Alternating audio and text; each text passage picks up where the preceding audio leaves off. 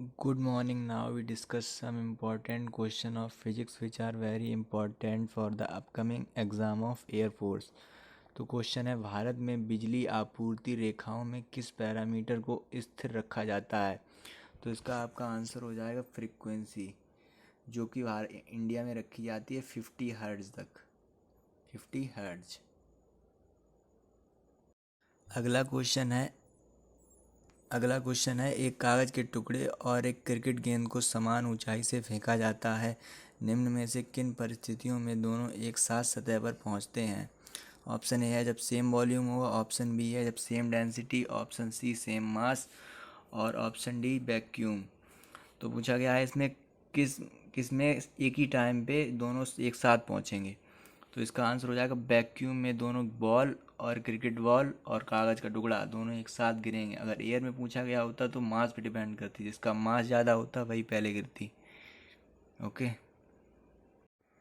अगला क्वेश्चन है आपका, यदि दो द्रव्यमानों के बीच की दूरी दोगुनी हो जाती है तो उनके बीच गुरुत्वाकर्षण का आकर्षण होगा।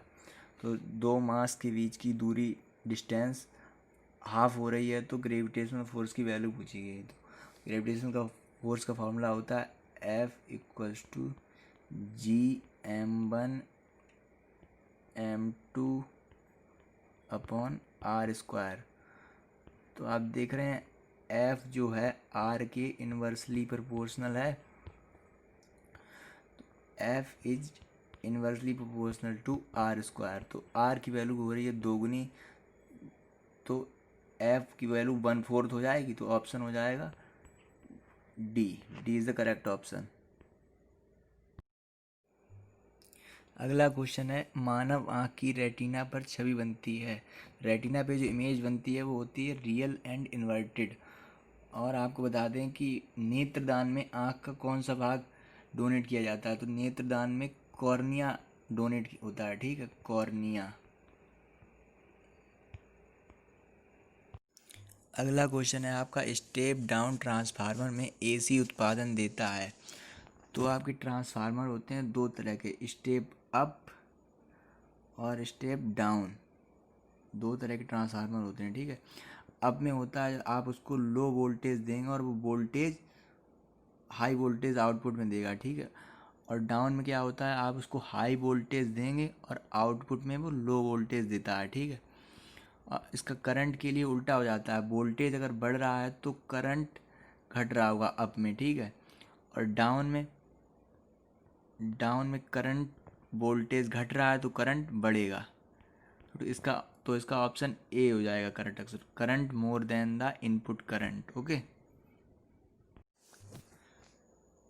अगला क्वेश्चन है आपका, जब गहरी समुद्री मछलियों को समुद्र की सतह पर लाया जाता है तो उनके शरीर फट जाते हैं।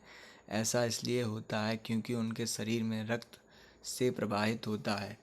तो ऐसा होता है हाई प्रेशर से उनके अंदर ब्लड सप्लाई हो रहा होता है। ठीक है, ये बैलेंस बना होता है। मछली पानी के अंदर होती है तो उसके ऊपर एटमॉस्फेरिक प्रेशर और वाटर के द्वारा लगाया हुआ प्रेशर, और मछली के अंदर जो खून बह रहा है वो प्रेशर बैलेंस बना रहता है। और उसको जब आप पानी के बाहर निकाल लेंगे तो उस पर वाटर के द्वारा प्रेशर तो मान लो लगेगा ही नहीं, क्योंकि मछली निकाल ली पानी के बाहर है।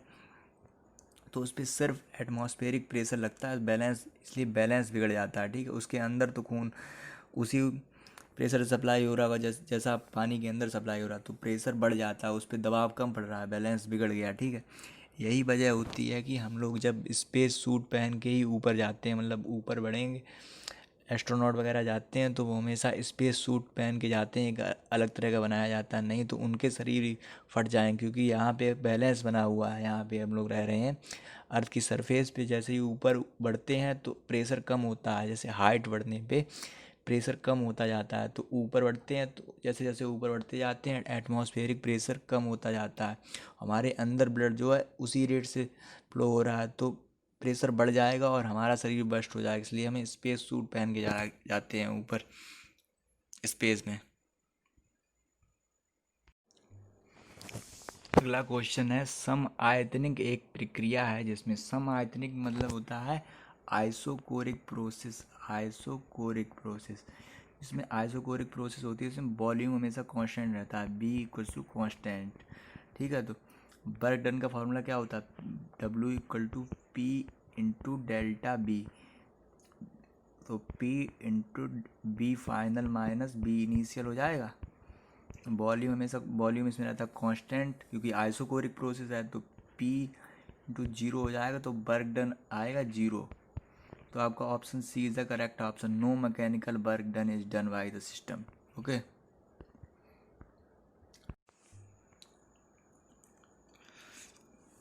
अगला क्वेश्चन है, एक आदमी द्वारा जमीन पर डाला गया दबाव सबसे अधिक तब होता है जब वह, तो बोला गया आदमी के द्वारा जमीन पर डाला गया दबाव सबसे अधिक कब होता है।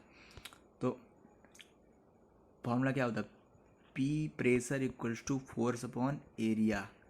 जैसे जैसे एरिया घटेगा प्रेशर बढ़ेगा, तो एरिया सबसे कम कब होगा, जब हम लेटे होंगे तब तो नहीं एरिया सबसे अधिक होगा। एरिया होगा सबसे अधिक जब हम ज़मीन पे सबसे कम टो पे खड़े होंगे, मतलब एक उंगली पे खड़े होंगे। ठीक है, तो एरिया सबसे कम इसमें होगा, टोज वाले ऑप्शन में। ठीक है, तो एरिया सबसे कम है तो प्रेशर सबसे ज़्यादा इसी में लगेगा, तो ऑप्शन बी करेक्ट हो जाएगा, क्योंकि when the stand on the toe of 1 foot. Okay,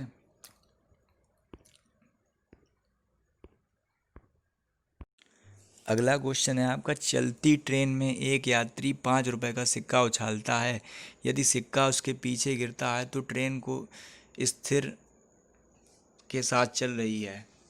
बोला गया ट्रेन में एक आदमी है, वो सिक्का उछालता है और सिक्का उसके पीछे चलता है, तो ट्रेन हमेशा एक्सीलरेट हो रही होगी, एक्सीलरेट। अगर सिक्का जो है वहीं पे गिर जाता जहाँ पर उसने उछाला और वहीं पे गिर गया, तो ट्रेन सेम वेलोसिटी के साथ चल रही हो जाएगा। ठीक है, अगर बोला जाता सिक्का उछाला और सिक्का उसके आगे गिरा, ठीक है, तो वो तो होता, तो डी एक्सीलरेशन हो रहा होता, रिटार्डेशन हो रहा होता। ठीक है, इसमें इसमें एक्सीलरेशन हो रहा, क्योंकि सिक्का गिर रहा है उसके पीछे, ट्रेन एक्सीलरेट हो रही है इसमें।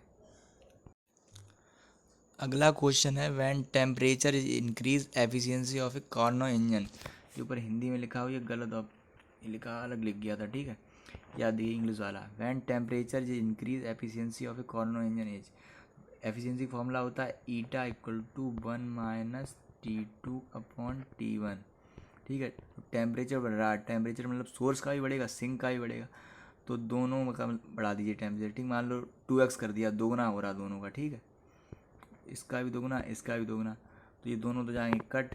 टेम्परेचर अगर दोनों को बढ़ाएंगे तो एफिशिएंसी पे कोई फ़र्क नहीं पड़ेगा, रिमेन अनचेंज। ठीक है, तो ऑप्शन सी उसका करेक्ट ऑप्शन हो जाएगा। ठीक है, अगला क्वेश्चन है आपका, रोशनी का झुकाव जब वह एक कोने या एक दरार से होकर गुजरता है उसका कारण होता है डिफ्रैक्शन, विवर्तन। ठीक है, और इसमें दे रखा है रिफ्लेक्शन। रिफ्लेक्शन सवाल आया करता है कि कोई दो मिरर हैं, वो 60 डिग्री पे इंक्लाइन मतलब रखे हुए, उनके बीच क्या आएंगे 60 डिग्री है, तो बनने वाली इमेज बताइए। तो इमेज का वो होता है 360 अपॉन जितने डिग्री पे रखा हुआ है 60 डिग्री, 60 डिग्री इनके बीच पे एंगल बन रहा है, तो 6 आ जाएगा, 6 माइनस 1, तो इमेज बनेगी 5। ठीक है, ऐसे ही रिफ्रैक्शन क्या आता है कि कोई सुई जो है पानी के अंदर तिरछी दिखाई देती है, वो होती है रिफ्रैक्शन की वजह से। ठीक है, और टोटल इंटरनल रिफ्लेक्शन का होता है कि मारीचिका, रेगिस्तान में मारीचिका बनती है, वो उसका प्रिंसिपल यही टोटल इंटरनल रिफ्लेक्शन होता है। ठीक है, और ब्रॉडबैंड से हमारे यहाँ जो इंटरनेट आता है उसके अंदर भी टोटल इंटरनल रिफ्लेक्शन ही होता है। अगला क्वेश्चन है आपका, यदि 1 किलोग्राम के द्रव्यमान वाली वस्तु को 1 न्यूटन के बल से अधीन किया जाता है तो वह चलती है। मास इसमें दे रखा है m इक्वल्स टू 1 kg। ठीक है, और F दे रखा है 1 न्यूटन। F इक्वल टू क्या होता है, ma होता है, ma, उसको मिटाइए पहले, F इक्वल्स ma, F1 मास भी 1 से 1, तो a बराबर 1 मीटर पर सेकंड स्क्वायर, तो ऑप्शन सी करेक्ट हो जाएगा। ठीक है,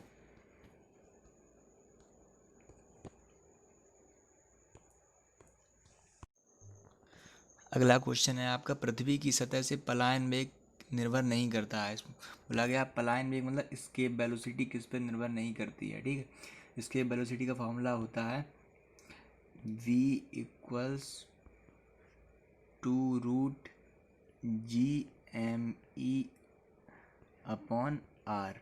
तो आप देख रहे हैं जी, वैल्यू ऑफ जी ये हो गया, ठीक है। मास ऑफ द अर्थ ये दे रखा है, ये R is the radius of the earth. आप देख रहे हैं ये तीनों पे डिपेंड कर रहा है, लेकिन मास ऑफ द बॉडी का कोई मतलब ही नहीं है।